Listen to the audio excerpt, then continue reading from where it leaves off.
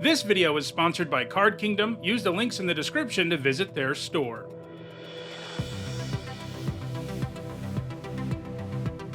Hi everyone, I'm Nitsa Hone, and it's Saturday. That means it's time for Nitsa Notes, my weekly vlog series about limited Magic.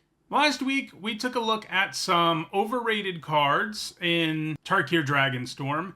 This week, we're going to do the opposite. We're going to take a look at some underrated cards in the set. I'm going to be using 17 Lands data to assist me in my analysis. You can go to 17lands.com, sign up to have your data tracked there, and you'll be able to find all kinds of data about limited formats where we have information about hundreds of thousands of drafts as opposed to, your own experience in the format. This isn't to say your own experience doesn't matter, but it is hard to get a really clear feel for things because, Magic is, to some extent, a game of chance, and we need large numbers, a large sample size to, have a better idea about things, and it's basically not possible to achieve that all on your own. Alright, so we've got 10 cards to look at, and before we look at them, I like to have a baseline card, a card I use both to introduce you to the data and to get a feel for just how good the cards we're going to look at actually are compared to where they're being taken. So this time around, the baseline card I'm using is Dragstorm Island Dragon. I think we can all agree that this card is solid, gets a little bit better if you're in a dragon deck especially, but the fact that it has this nice omen on one side that you can cast without feeling bad about it, and then later in the game it's a big ward dragon, makes it a pretty solid card, and the win rate reflects that. It's got a win rate of 55%, and a reminder, the win rate on 17 lands is higher than the whole Magic community. Obviously, if you take everyone's win rate and average it out, it's 50% because Magic is a zero-sum game. One person loses, one person wins every single game. But 17 lands users are better than average since they're people who really, really care about limited. And the win rate for this set on 17 lands is 54.5, which incidentally is lower than most sets. So it's sort of an interesting set in that even the people who are really into limited are performing below where they normally do in a format. Usually it's in the 55s. It's not a huge difference, but it is interesting that this is one of the lower win rates we've seen on 17 lands. So you can see Tarkir Island Dragon, just a little bit better than that. It's not a great card. It's certainly not one that you ever get remotely close to first picking or even taking the first several picks in a draft. It is being taken around pick 6.7, which might be a little bit early. I don't think it's insane though. Like pick 7 is where I would kind of guess this card would be. So every card we're going to look at in this video is taken later and either has the same win rate or a higher win rate than Tarkir Island Dragon does. So that's why it's sort of the baseline card. It's the card we're looking at as representative of the format in a lot of ways and representative of like a solid card in the format, but not a great one. I want to start with Dragonstorm Forecaster. So this card is taken around pick 7.9 and it has a win rate of 56%. So 1% higher than Tarkir Island Dragon, and it's even the same color. So the comparisons are better when you're making a comparison of cards of the exact same color because they have the same factors in terms of what is affecting the win rate, in terms of how good blue is collectively. Although, like I've said last week, this set is more balanced than most. There's not one color that's like insanely stronger than the others or one that's insanely worse. So it's less of a factor in this set than it is in most. But I'm just pointing out, this is a blue card like Tarkir Island Dragon, and it has a higher win rate. This is a card that in the set review I didn't love. That was because I was wrong about the Dragonstorm Globe, which the forecaster can search up. I thought that card was going to be like a D+. In most limited formats, 3 mana rock that adds mana of any color. That's about what it is. It's a card you play in some decks, but she doesn't make the cut most of the time.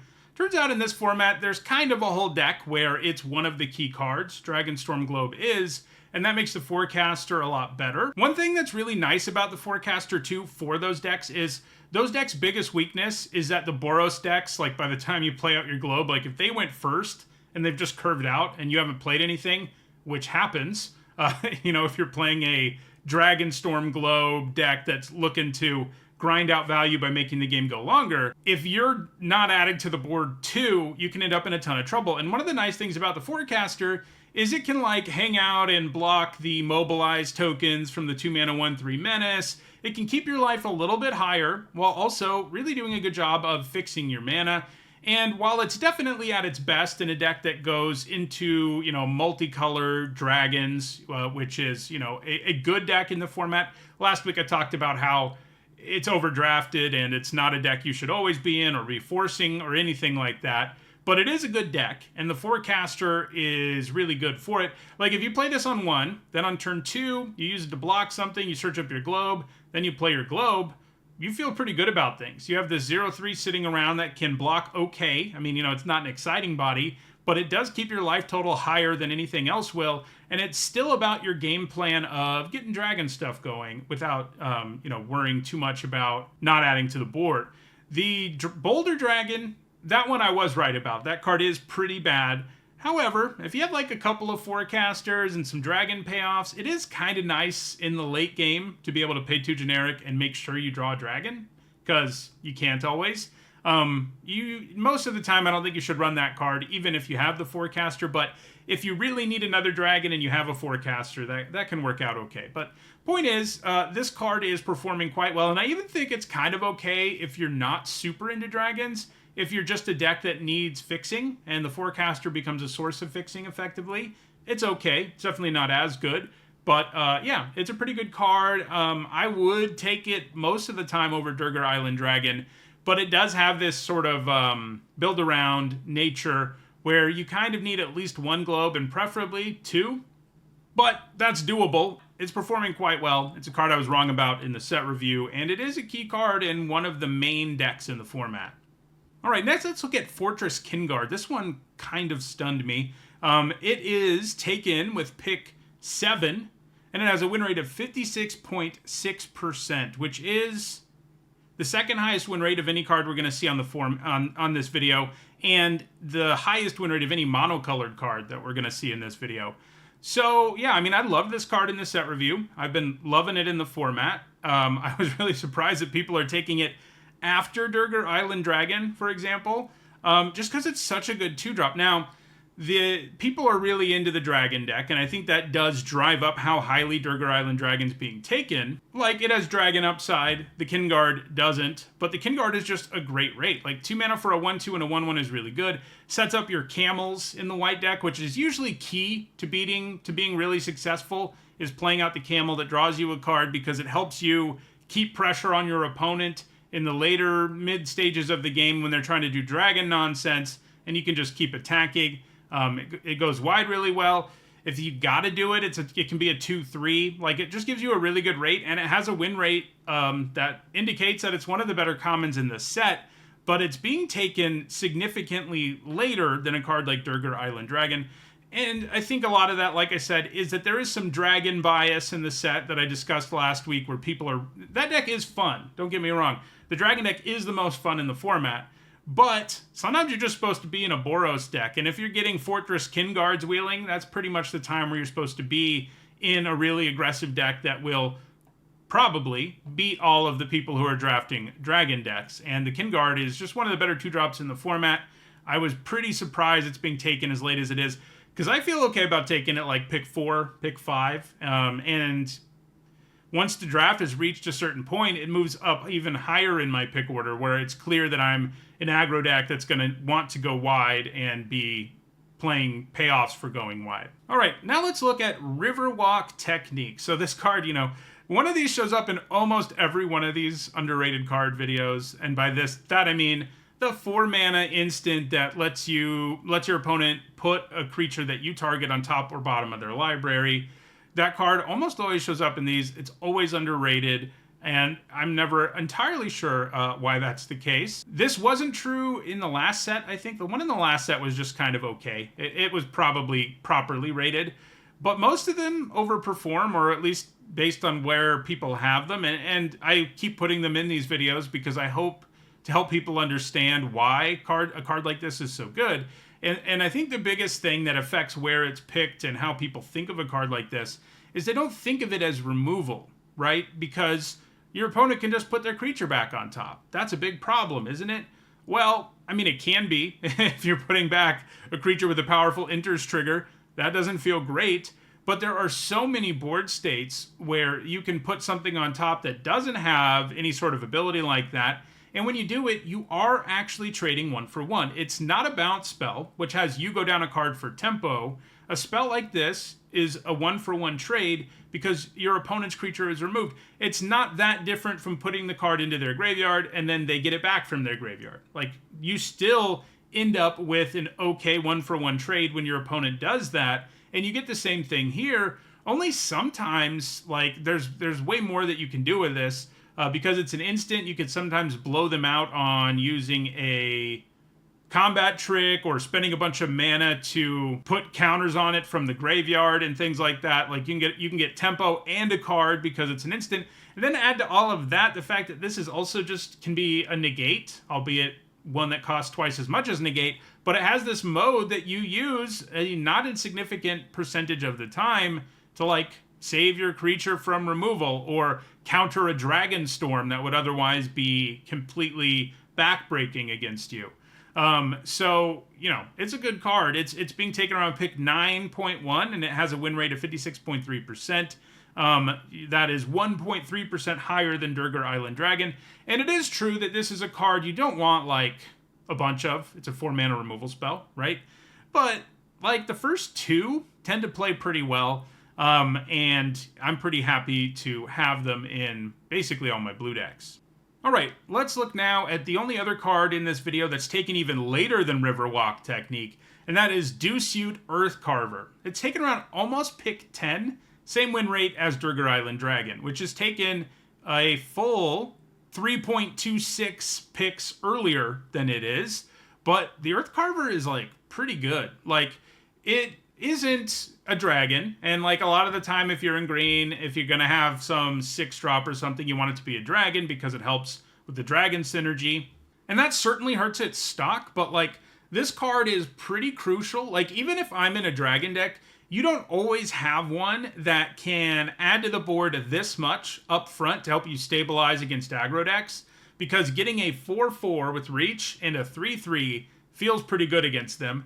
And then on the flip side, if you're not one of the dragon decks, or even if you are and it's a mirror match, this plays pretty well against dragons because of the fact that it has reach. You can have it just be a huge reach creature that can block almost every dragon in the set effectively. That's often less good because of the fact that, you know, if your opponent has removal, you kind of get blown out.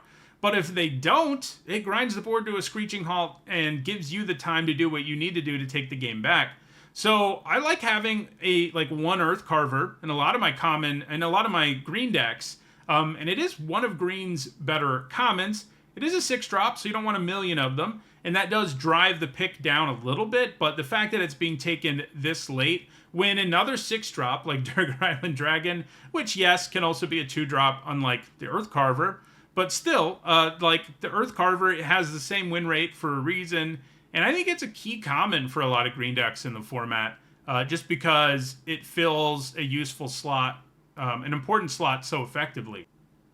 All right, let's look now at Temur Tawnyback. This is another one that surprised me. I thought people were pretty high on this card, but it's being taken around pick 8.2, and it has the highest win rate of any card we're going to see here of 57%. So this is, of all of the hybrid commons in the set review, this is the one I like the most. And it was partly because even if you have to pay 4 for this, it still feels all right. Like, 4 mana, 4/3, draw a card, discard a card is a perfectly solid card. Helps you dig deeper in your deck to find your bombs, helps you load your graveyard, gives you an okay body. And then when you pay 3 for this, you kind of feel like you're doing something amazing. Well, amazing is probably an exaggeration, but you do feel like you're getting a good deal. Let's put it that way.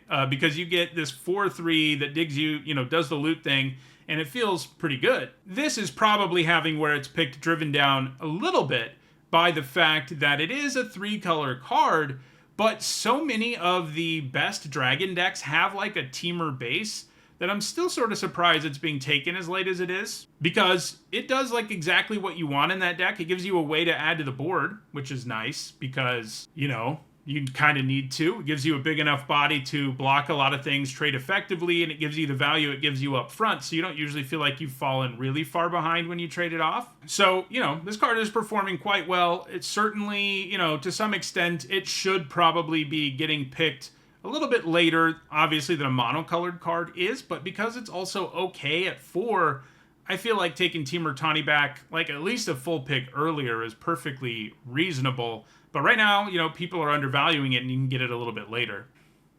All right, let's look now at Narset's Rebuke. This is an interesting one to look at because I used it as the baseline card last week. And it is, a very average card in the format, like overall. It's being taken around pick 8.14, has a win rate of 55.4%. But when you compare that to a lot of other cards in the set with similar win rates, like Durgar Island Dragon, it's being taken a lot later. And it's sort of like Deuce-Ute Earthcarver, where it's not like the most exciting card in the world, but it fills an important slot in decks. The Rebuke, if you are one of those Boros aggro decks, having one of these around, you'd rather have Stormplane Detainment, let's be real, but Narset's Rebuke is important because it gives you a way to kill dragons, and you kind of need to do that. You don't always win the game before they play their first scary dragon, and this gives you a way to get it out of the way, gets exiled, turns off the death trigger. Maybe you can even do something with the mana. If you're in the Jeskai deck, there's the funny play where you play the hybrid Jeskai common, put the Rebuke back on top, and you can just cast it again on the next turn, which sometimes is a pretty sweet play. But if you're in like a Boros aggro deck, sometimes you can use the extra mana on activated abilities, like to give your whole board +1/+1. But also, if you're in a dragon deck, you feel pretty good about playing the Rebuke as well, just because it does deal with those dragons, most of them. It doesn't kill all of them. That's Stormplane Detainment's cheaper and can take care of more of them, so it often feels like a better slot. But there are some dragon decks that don't have much white in them, and so the Rebuke ends up being, a pretty good pick as well. And it's, a quality removal spell that can deal with a lot of things. It's not amazing. I don't think it's as good as Riverwalk Technique, which is still being taken later than the Rebuke is, but it's a solid removal spell that is certainly, you play one of them in most of your red decks. Okay, let's look at Unending Whisper now. So this card is being taken around pick 8.9, and it has a win rate of 56.5%. So this card has been pretty good. It's not a card every deck wants, but you usually draw one card with this pretty easily, and drawing the second card's not that hard, especially in the more dragon-oriented decks. And drawing cards, like this format has a ton of power and higher rarities, and drawing cards, like that's part of what makes the Tani back good too, is digging deeper into your deck feels even more valuable in this set than in most, because almost every deck has one really powerful game-warping bomb that if they can find it, they often win, or at least the game shifts wildly in their favor. And any card that lets you draw cheaply is going to help you find those things more quickly. You can also, this can help you trigger Flurry if you're interested in that because it's so cheap. Same with Prowess. Harmonite, discarding it to something like Temur Tani back doesn't hurt because you can get a card back from it later, so it's almost like you don't even discard a card. So, it's not like an exciting card, but it's performing pretty well, and I think it's because drawing cards is extra good in this format overall. All right, let's look at Snakeskin Veil now. This is another one that surprised me a little because we've all, we've seen this card a lot, and it always performs well. But it's being taken pretty late, despite a pretty good win rate. It's being taken around pick 8.74, has a win rate of 56%. So the Veil is good in this format, like it is in most, because you can use it to blank, like if you blank a Narset's Rebuke with the Snakeskin Veil, that's honestly a play, or even a Riverwalk Technique. Those are plays that can just wildly shift the game in your favor because you spend way less mana. You do both go down a card, but you spend so much less mana and your opponent is often time-walking themselves to cast those expensive spells. Furthermore, there are lots of crazy bomb creatures in the format, and Snakeskin Veil helps you, keep those alive. Like, making sure your creature lives is pretty important in the format when the creatures are as powerful as they are overall. I like having one Snakeskin Veil in almost all of my green decks. Every now and then you end up in a deck that doesn't have that many creatures and it's maybe a little bit less good, but it's a pretty great card to have access to. And it even wins you combat sometimes. Like, it is definitely better against removal than it is in combat, and the most insane tricks are like amazing in both. But this is so cheap and so good against expensive removal spells, and then also so good when it does win you combat because you spend so little mana that overall it's performing quite well, and it really does what you want to do in the format. All right, next let's look at Iridescent Tiger. So this is being taken around pick 8.2, and it has a win rate of 55.9%. So this is a card that has certainly overperformed from where I imagined it would.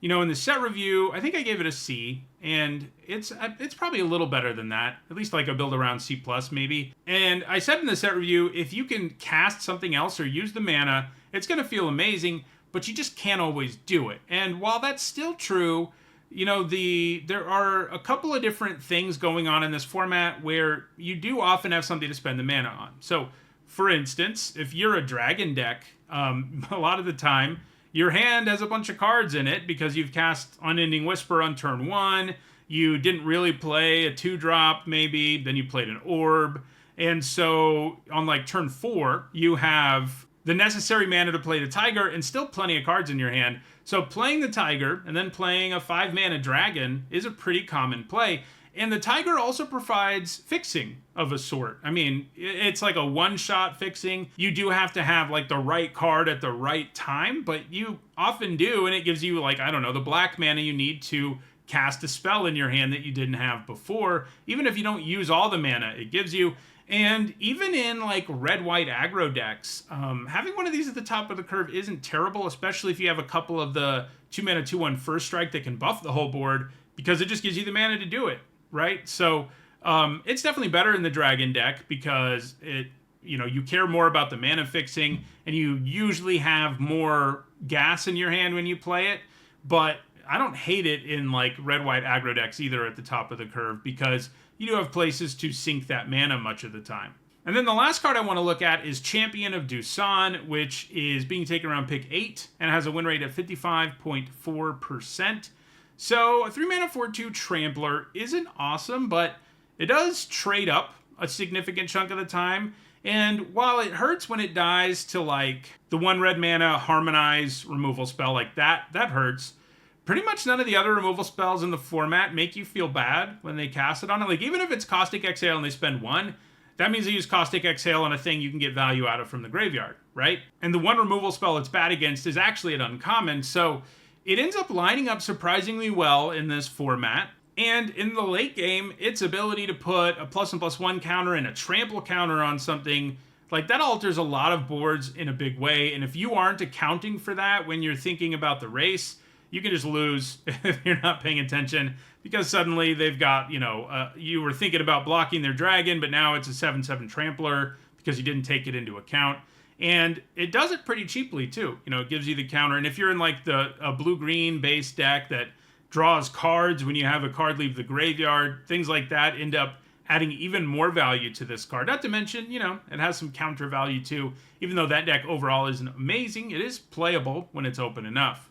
All right, so those are 10 cards that are being underrated, I think, in the format right now. If you enjoyed this video, please like it and share it so that others can enjoy it too. If you want to make sure to catch future videos, don't forget to subscribe. And if you want to catch up on past videos, like the video last week where I looked at overrated cards, you should see a playlist on your screen shortly. Thanks for watching.